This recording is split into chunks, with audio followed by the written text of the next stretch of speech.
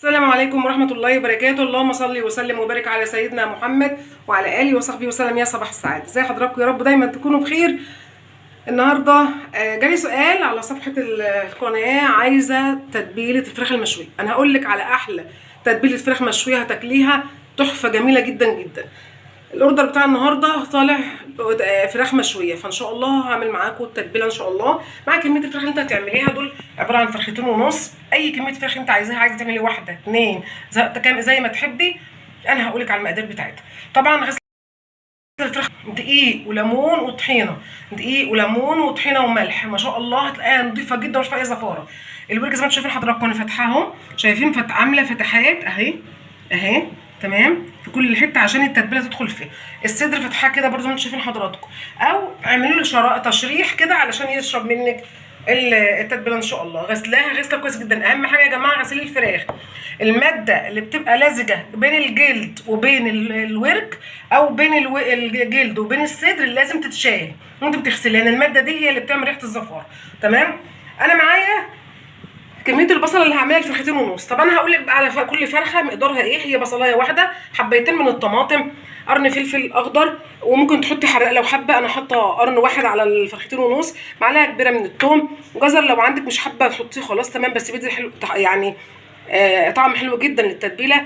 عصير ليمونتين نشيل البذر تماما، واخدين بال حضراتكم لازم البذر يتشال لان البذر بيعمل مراره. تمام. انا عامله بقى الكميه الكبيره ديت، طبعا البصل الكتير ده والطماطم الكتير ده عشان طبعا الكميه اللي معايا فرختين ونص، فلازم التتبيله تكون كتير شويه. تمام. يبقى عندي عموما بصل للتتبيله، طماطم، فلفل اخضر، فلفل حراق لو انت حابه، مش حابه خلاص الغيه، جزرايه، ده جزر مفرز انا مفرزاه في الفريزر. عندي ثوم مفروم ده برده مفرزاه في الفريزر. ليمون، عصير ليمونتين بدون البذر، خدوا بالكم من موضوع البذر ده. التوابل بتاعتي معلقه صغيره جنزبيل، نص معلقه صغيره قرفه، طبعا مش هتبان طعمها، الناس اللي ما بتحبش القرفه مش هتبان طعمها خالص. ورق لوري زي ما انتم شايفين حضراتكم، دول كل ده يتخلط في الخلاط.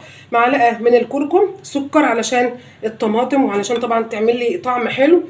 الكزبره ناشفه، نص معلقه صغيره من الكمون، فلفل اسود وملح، ومعايا حبهان، ومعايا فصين من القرنفل عشان يديلهم ريحه حلوه، وطبعا معلقتين كبار من الخل. مش عايزه اقول لك على تتبيله الفراخ بالطريقه دي، حضرتك لو عملتيها ان شاء الله تطلع معاكي تحفه باذن الله. هضرب كل المكونات دي في الخلاط وارجع لحضرتك تاني. انا ضربت كله في الكبه، حاولت انعمها اكتر من اللازم يعني. تمام. خلاص بقى هبدا كده ان شاء الله اجيب الفراخ بتاعتي واسمي الله، بسم الله الرحمن الرحيم، ابدا كده اتبل من تحت ومن فوق، يعني من كل الجهات، واتبل حته قطعه قطعه، وارصهم في صينيه على رف الثلاجه لمده مثلا ساعتين، اقل حاجه ساعتين. ويفضل ان حضرتك تعمليها من بالليل للصبح. يا سلام على التتبيله دي لما تسيبيها بقى من بالليل للصبح، يعني هتاكلي فراخ مش عايزه اقول لك على طعمتها وحلاوتها. يا رب دايما تكونوا بخير وبصحه وسعاده. والنهارده عجبكم ونول رضاكم، لان جالي السؤال ده فقلت وانا بعملها عملي ان شاء الله، فجالي الاوردر ده فقلت لازم اصور ان شاء الله الاوردر ده واوريه لحضراتكم. شكرا جدا لحضراتكم، بشكر حضراتكم جدا، ودمتم في رعايه الله، والسلام عليكم ورحمه الله وبركاته.